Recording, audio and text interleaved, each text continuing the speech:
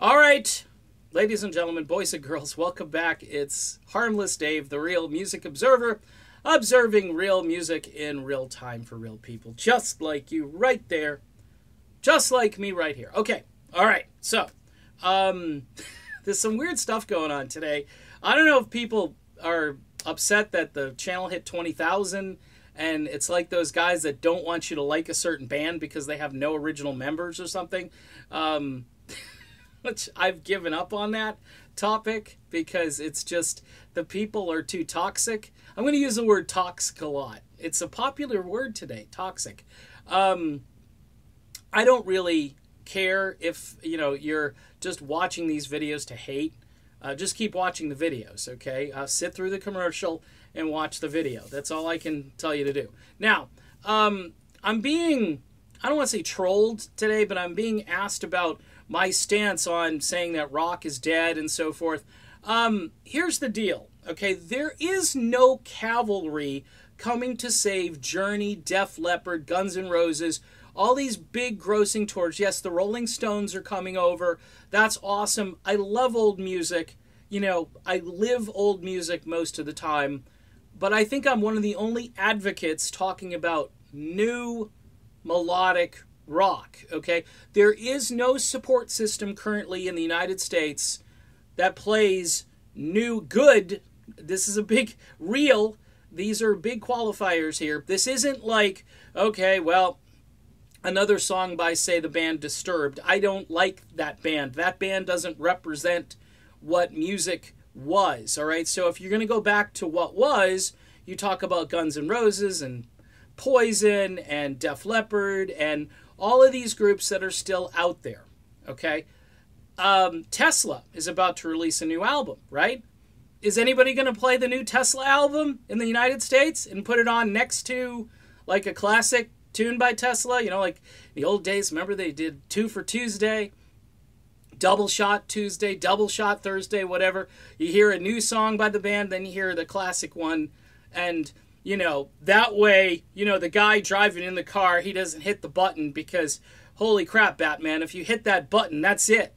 You've lost him. And they know now in real time how many people they have tuning in and what song has triggered them to leave. Folks, there's no risk-taking. There's Sweden, the country of Sweden. You could drop Sweden over here. You'd have about 500 bands that could fill the airwaves with great music playing next to the stuff like Toto, like Steely Dan, like Journey, like all the stuff that you're familiar with. You could do a radio station that did both. It would be a dream of mine if I had endless amounts of cash and tons of free time. I would create a radio station that would do that. And I would try to sell advertising. And if I couldn't bankroll the advertising, I'd pay for the thing myself. I'd find a way. If I had deep pockets, I'd just run a damn station out of my basement or whatever. Of course, I live in Florida, so there's no basement here. The bottom line, to answer these people who say that I'm, don't understand Def Leppard, I understand the old bands are killing it. But there's no future if you don't promote the stuff that's coming up. And there is stuff coming up through the ranks. There are American bands. There's 2 bands from New York City. I'm going to mention them. I was going to do individual videos. The band Station and the band Tempt. Both of these bands are awesome, awesome American bands and not getting any play or any press or really anything other than their local group of fans who really love them. All right, you can check out my top 20. Both of those bands have a song currently on the top 20. Folks, if we don't support the new stuff, the whole construct of it, you're going to get more of Taylor Swift and more of that because that sells. It's selling the crap out of everything. And yeah, you talk about grossing tours. Duh, baby boomers, Gen Xers, they've got money. So when they go to see Def Leppard, they don't care how much they're spending on a ticket. They don't mind the parking, the $15 beer, and the $40 t-shirt. They're pumping up the economy because they've got the disposable income.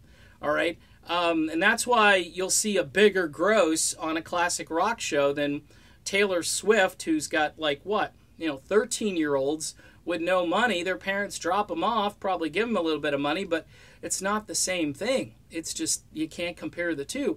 I'm hoping that changes, but you know, who's to say when and if it's going to change? The reality is we're living in an age where melodic rock here in the United States is not really being marketed the way it was up until September 24th, 1991. All right? Things changed pretty much on that day. You can go look up some videos about it. You know, do I lay all the blame there? No, because the different music could have coexisted, but we were told that all the other old stuff is just cheesy, has no substance. You know, do you really want to see guys in spandex, all that crap?